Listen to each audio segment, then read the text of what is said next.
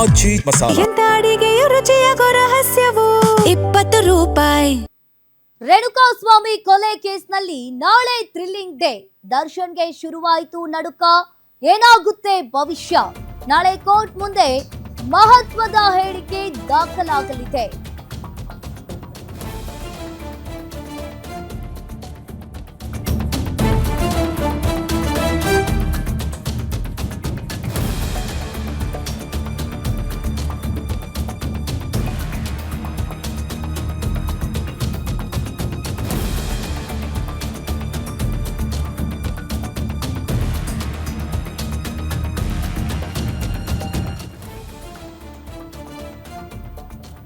ನಾಳೆ ಕೋರ್ಟ್ ಮುಂದೆ ಮಹತ್ವದ ಹೇಳಿಕೆ ದಾಖಲಾಗಲಿದೆ. ಹತ್ಯೆ ಪ್ರಕರಣದ A14 ಆರೋಪಿ ಪ್ರದೋಷ್ ಹೇಳಿಕೆಯನ್ನ ನೀಡಲಿದ್ದಾರೆ. ಈಗಾಗಲೇ ಪ್ರದೋಷ್ನಿಂದ ನಾಳೆ ಅಪ್ರೂವರ್ ಹೇಳಿಕೆ ಸಲ್ಲಿಕೆ ಆಗುತ್ತೆ. ಜೈಲಿನಿಂದಲೇ ವಿಡಿಯೋ ಕಾನ್ಫರೆನ್ಸ್ ಮೂಲಕ ಹೇಳಿಕೆಯನ್ನ ಕೊಡ್ತಾರೆ ಪ್ರದೋಷ್.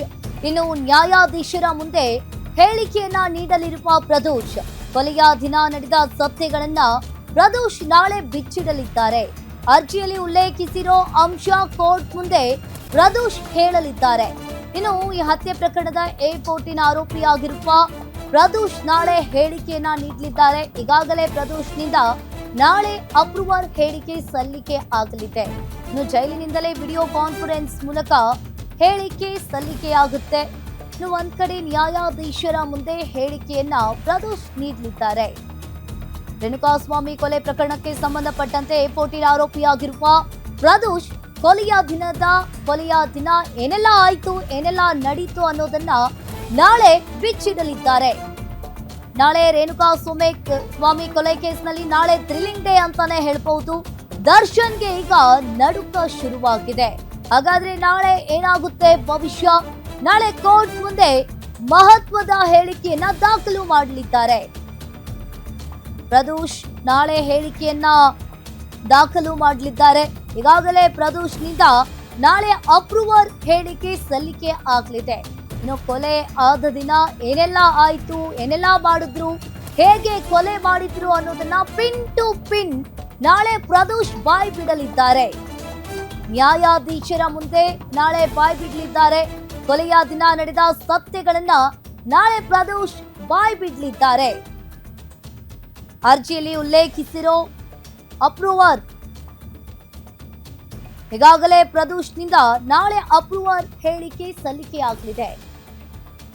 ಒಂದು ರೀತಿಯಾಗಿ ನಾಳೆ ದರ್ಶನ್ಗೆ ಥ್ರಿಲ್ಲಿಂಗ್ ಡೇ ಅಂತಾನೆ ಹೇಳ್ಬೋದು. ಹಾಗಾದ್ರೆ ಪ್ರದೋಷ್ ಏನೆಲ್ಲ ಹೇಳ್ತಾರೆ, ಆ ದಿನ ಏನೆಲ್ಲ ಮಾಡಿದ್ರು, ಹೇಗೆ ಕೊಲೆ ಮಾಡಿದ್ರು ಅನ್ನೋದನ್ನ ನಾಳೆ ಹೇಳಿದ್ದಾರೆ.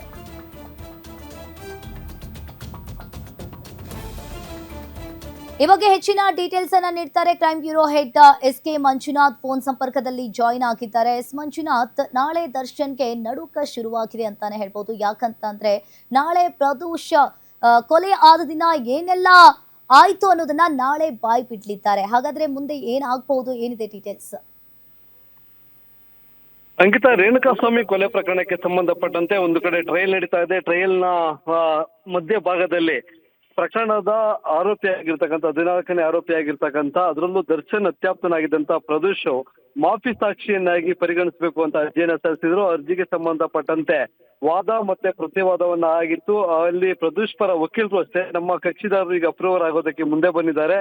ಅವರ ಅರ್ಜಿಯನ್ನ ಪರಿಗಣಿಸಬೇಕು ಅಂತಕ್ಕಂಥ ಒಂದು ಮನವಿಯನ್ನ ಸಹ ಮಾಡಿದ್ರು. ಜೊತೆಗೆ ಆತನನ್ನ ಮಾಫಿ ಸಾಕ್ಷಿಯನ್ನಾಗಿ ಪರಿಗಣಿಸಬೇಕು ಬೇಡುವ ಅನ್ನೋದ್ರ ಬಗ್ಗೆ ಆರೋಪಿ ಪರ ವಕೀಲರು, ಪ್ರಾಸಿಕ್ಯೂಷನ್ ಪರ ವಕೀಲರು, ಜೊತೆಗೆ ಆರೋಪಿಗಳ ಪರವಾದಂತ ದರ್ಶನ್ ಪರ ವಕೀಲರಾದ ಅಜ್ಮತ್ ಪಾಷಾ ಅವರು ಒಂದು ವಾದವನ್ನ ಸಹ ಮಂಡಿಸಿದ್ರು. ಅದರಲ್ಲಿ ಆಕ್ಷೇಪಣೆಗೆ ಸಂಬಂಧಪಟ್ಟಂತೆ ಹೈಕೋರ್ಟ್ ನಲ್ಲಿ ಯಾವಾಗ ಇತರೆ ಆರೋಪಿಗಳ ಒಂದು ಆಕ್ಷೇಪಣೆ ಅವಶ್ಯಕ ಇಲ್ಲ ಅನ್ನೋದು ಗೊತ್ತಾಯ್ತು, ಆದೇಶವನ್ನು ಹೊರಡಿಸಿದ್ರು. ಇವತ್ತು ನಡೆದಂತ ಒಂದು ಕೋರ್ಟ್ ಕಲಾಪದ ವೇಳೆ ದರ್ಶನ್ ಪರ ವಕೀಲರು ಯಾವುದೇ ರೀತಿಯಂತ ತಕರಾರನ್ನ, ಆಕ್ಷೇಪಣೆಯನ್ನ ಎತ್ತಿಲ್ಲ. ಜೊತೆಗೆ ಏನು ಈ ಪ್ರಾಸಿಕ್ಯೂಷನ್ ಸಂಬಂಧಪಟ್ಟಾಗ ಅಥವಾ ಮಾಫಿ ಸಾಕ್ಷಿಗೆ ಸಂಬಂಧಪಟ್ಟಂತೆ ಮುಂದಿನ ಪ್ರಕ್ರಿಯೆಯನ್ನ ಯಾವ ರೀತಿಯಾಗಿ ನಡೆಸಬೇಕು ಅನ್ನೋದರ ಬಗ್ಗೆ ಒಂದಷ್ಟು ಕಾಲ ವಾದ ಮತ್ತೆ ನಡೆಯಿತು. ಆ ಸಂದರ್ಭದಲ್ಲಿ ಈಗ ಪ್ರದೋಷನ್ನ ತಾವು ಸಲ್ಲಿಸಿರ್ತಕ್ಕಂಥ ಅರ್ಜಿಯ ಬಗ್ಗೆ ಅರಿವಿದೆಯಾ ಅನ್ನೋದ್ರನ್ನ ಜಡ್ಜ್ ಪ್ರಶ್ನೆ ಮಾಡಿದ್ರು.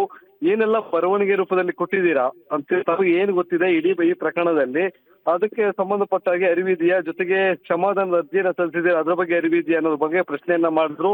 ಆಗ ಹೌದು ಸ್ವಾಮಿ ಅಂತ ಪ್ರದೋಷ್ ಹೇಳಿಕೆಯನ್ನ ನ್ಯಾಯಾಧೀಶರ ಮುಂದೆ ಕೊಟ್ಟಿದ್ದಾರೆ.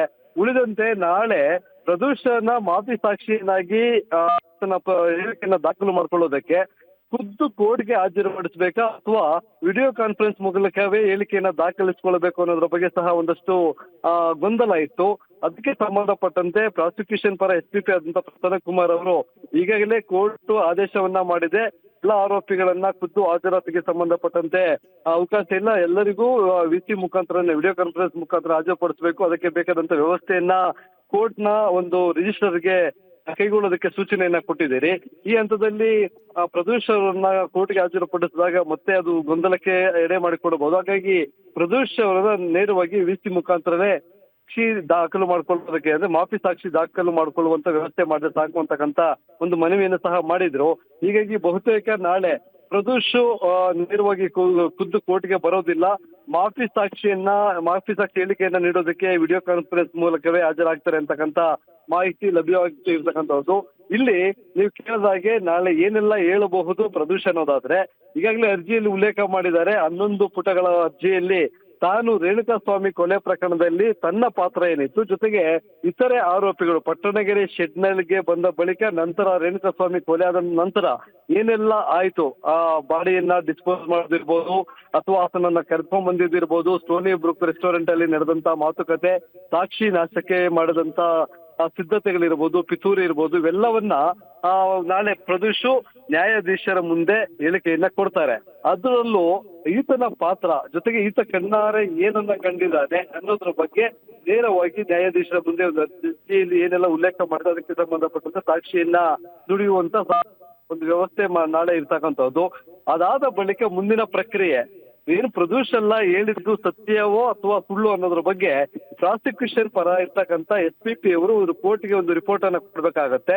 ಪ್ರದೂಷ್ ಅವರು ಹೇಳಿರ್ತಕ್ಕಂಥ ಎಲ್ಲಾ ಹೇಳಿಕೆ ಏನಿದೆ ಅದು ಸತ್ಯಕ್ಕೆ ಹತ್ತಿರವಾಗಿದೆ, ಸತ್ಯವನ್ನೇ ಹೇಳಿದ್ದಾನೆ ಅನ್ನೋದನ್ನ ರಿಪೋರ್ಟ್ ಕೊಡ್ಬೇಕಾಗುತ್ತೆ. ಒಂದು ವೇಳೆ ಪ್ರದೂಷ್ ಏನಾದ್ರು ಕೊಟ್ಟಿರ್ತಕ್ಕಂಥ ಹೇಳಿಕೆ ಅದರಲ್ಲಿ ತಪ್ಪು ಕಂಡು ಬಂದಂತ ಸಂದರ್ಭದಲ್ಲಿ ಈತ ಹೇಳಿರ್ತಕ್ಕಂಥ ಹೇಳಿಕೆ ಜೊತೆಗೆ ನಮ್ಮ ಬಳಿ ಇರ್ತಕ್ಕಂಥ ಸಾಕ್ಷಿಗಳಿಗೂ ವ್ಯತ್ಯಾಸ ಇದೆ, ಈತ ಏನು ಮಾಫಿ ಸಾಕ್ಷಿಯಾಗಿ ಹೇಳಿಕೆಯನ್ನ ದಾಖಲು ಮಾಡ್ತಕ್ಕಂಥ ಸಂದರ್ಭದಲ್ಲಿ ಕೆಲವೊಂದು ಸತ್ಯವನ್ನ ಮರೆಮಾಚಿದ್ದಾನೆ ಅನ್ನೋದೇನಾದ್ರು ಕಂಡು ಬಂದ್ರೆ ಅದಕ್ಕೂ ಸಂಬಂಧಪಟ್ಟಂತ ಒಂದು ರಿಪೋರ್ಟ್ ಅನ್ನ SPP ಅಂದ್ರೆ ಪ್ರಾಸಿಕ್ಯೂಷನ್ ಪರ ಇರ್ತಕ್ಕಂಥ SPP ಅವರು ಕೊಡ್ತಾರೆ. ಆಗ ಪರಿಗಣಿಸಿ ಮುಂದೆ ಈಗಲೇ ಪ್ರದೂಷನ್ನ ಮಾಫಿ ಸಾಕ್ಷಿಯನ್ನಾಗಿ ಅಂತಿಮವಾಗಿ ತೀರ್ಪನ್ನ ನ್ಯಾಯಾಧೀಶರು ಕೊಡೋದಿಲ್ಲ, ಪರಿಗಣಿಸೋದಿಲ್ಲ. ನಾಳೆ ಮಾಫಿ ಸಾಕ್ಷಿಯ ಹೇಳಿಕೆಯನ್ನ ದಾಖಲು ಮಾಡುವಂತ ಕೆಲಸ ಆಗುತ್ತೆ. ಅದಾದ ಬಳಿಕ ಆತನ ಹಿಂದೆ ಏನು ಈ ಆರೋಪಿಗಳ ವಿರುದ್ಧ ತನಿಖಾಧಿಕಾರಿಗಳು ಸಂಗ್ರಹ ಮಾಡಿರ್ತಕ್ಕಂಥ ಸಾಕ್ಷಿಗಳೇನಿದ್ದಾವೆ ಆ ಸಾಕ್ಷಿಗಳಿಗೆ ಪೂರಕವಾದಂತ ಹೇಳಿಕೆಯನ್ನ ಪ್ರದೂಷ್ ಕೊಟ್ಟಿದ್ದಾನೆ ಅನ್ನೋದನ್ನ ಪರಿಶೀಲನೆ ಮಾಡಿ ನೋಡ್ತಾರೆ. ಮುಂದಿನ ಒಂದು ಕ್ರಾಸ್ ಎಕ್ಸಾಮಿನೇಷನ್ ಸಹ ಆಗುತ್ತೆ.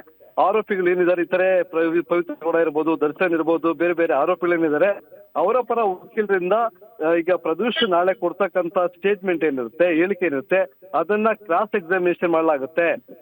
ಅದಾದ ಬಳಿಕ ಆತನ ಸಂಪೂರ್ಣವಾಗಿ ಏನು ಸುಳ್ಳು ಹೇಳ್ತಾ ಇದ್ದಾನೋ ಅಥವಾ ಈ ಪ್ರಕರಣದಲ್ಲಿ ಸತ್ಯವನ್ನೇ ಹೇಳಿದಾನೋ ಅನ್ನೋದನ್ನ ಪರಿಗಣಿಸಿ ಮಾಫಿ ಸಾಕ್ಷಿಯನ್ನಾಗಿ ಅವಾಗ ಅಂತಿಮವಾಗಿ ನಿರ್ಧಾರ ಮಾಡಲಾಗುತ್ತೆ. ಒಟ್ಟಾರೆ ಇಷ್ಟು ದಿನ ಅಂದ್ರೆ ಏನು ತನ್ನನ್ನ ಮಾಫಿ ಸಾಕ್ಷಿಯನ್ನಾಗಿ ಪರಿಗಣಿಸಬೇಕು ಅಂತಕ್ಕಂಥ ಒಂದು ಅರ್ಜಿಯನ್ನು ಸಲ್ಲಿಸಿದ್ರು. ಈಗ ಆ ಅರ್ಜಿಗೆ ಹೇಳಿಕೆ ದಾಖಲು ಮಾಡುವಂತ ಪ್ರಕ್ರಿಯೆ ನಾಳೆ ಆರಂಭ ಆಗುತ್ತೆ. ಈಗ ಆರಂಭ ಆಗ್ತಕ್ಕಂಥ ಹಿನ್ನೆಲೆಯಲ್ಲಿ ಇವತ್ತು ಗಮನಿಸಬಹುದು VC ಮುಖಾಂತರ ಹಾಜರಾಗಿದ್ದಂತ ಎಲ್ಲಾ ಆರೋಪಿಗಳಿಗೆ ಜೊತೆಗೆ ನೇರವಾಗಿ ಖುದ್ದು ಈಗ ಜಾಮೀನಿನ ಮೇಲೆ ಹೊರಗಡೆ ಇರ್ತಕ್ಕಂಥ ಆರೋಪಿಗಳಾದಂತ ಪವನ್ ಇರ್ಬೋದು, ನಂದೀಶ್ ಇರ್ಬೋದು, ಜೊತೆಗೆ ರವಿಶಂಕರ್ ಇರ್ಬೋದು, ಅವರೆಲ್ಲರೂ ಸಹ ಕೋರ್ಟ್ಗೆ ಹಾಜರಾಗಿದ್ರು. ಪ್ರದೂಷ್ ಸಲ್ಲಿಕೆ ಮಾಡಿರ್ತಕ್ಕಂಥ ಮಾಫಿ ಸಾಕ್ಷಿ ಅರ್ಜಿಯಲ್ಲಿ ಗಂಭೀರವಾದಂತ ಆರೋಪಗಳನ್ನ ಮಾಡಿರ್ತಕ್ಕಂಥದ್ದು ಪ್ರಕರಣದ ಆರೋಪಿಯಾಗಿರ್ತಕ್ಕಂಥ ನಂದೀಶ್ ಮೇಲೆ ಮಾಡಿದ್ದಾರೆ, ಜೊತೆಗೆ ದರ್ಶನ್ ಮೇಲೆ ಸಹ ಮಾಡಿದ್ದಾರೆ. ಸಾಕ್ಷಿ ನಾಶಪಡಿಸೋದಕ್ಕೆ ಏನೆಲ್ಲ ವ್ಯವಸ್ಥೆಗಳನ್ನ ಮಾಡಿದ್ರು, ಪಿತೂರಿಯನ್ನ ಮಾಡಿದ್ರು ಅದನ್ನು ಸಹ ಉಲ್ಲೇಖ ಮಾಡಿದ್ದಾರೆ. ಆ ಎಲ್ಲಾ ಆರೋಪಿಗಳಿಗೂ ಒಂದು ರೀತಿಯಾಗಿ ನಡುಕ ಶುರು ಆಗಿದೆ. ನಾಳೆ ಇನ್ನೇನಪ್ಪ ಆಗುತ್ತೆ, ಯಾಕಂದ್ರೆ ಈಗಾಗಲೇ ಅರ್ಜಿಯಲ್ಲಿ ಇರ್ತಕ್ಕಂಥ ಅಂಶಗಳೆಲ್ಲವೂ ಸಹ ಅವರಿಗೆ ಗೊತ್ತಿದೆ. ಹಾಗಾಗಿ ಅದನ್ನ ನಾಳೆ ಕೋರ್ಟ್ ದಾಖಲು ಮಾಡ್ತಕ್ಕಂಥ ಹಿನ್ನೆಲೆಯಲ್ಲಿ ಮುಂದೆ ನಾವು ಈ ಕೇಸಲ್ಲಿ ಸಿಕ್ಕಿ ಬಿದ್ದಿವಿ, ತಗಲಾಕೊಂಡ್ವಿ, ನಮ್ಗೆ ಶಿಕ್ಷೆ ಅನ್ನೋದು ಕಟ್ಟಿಟ್ಟ ಬುತ್ತಿ ಅನ್ನೋದು ಅವ್ರ ಮನದಲ್ಲಿ ಮೂಡಿರ್ತಕ್ಕಂಥ ಒಂದು ಭೀತಿ ಮತ್ತೆ ಆತಂಕ ಕೂಡ ಆಗಿದೆ ಅಂಕಿತಾ.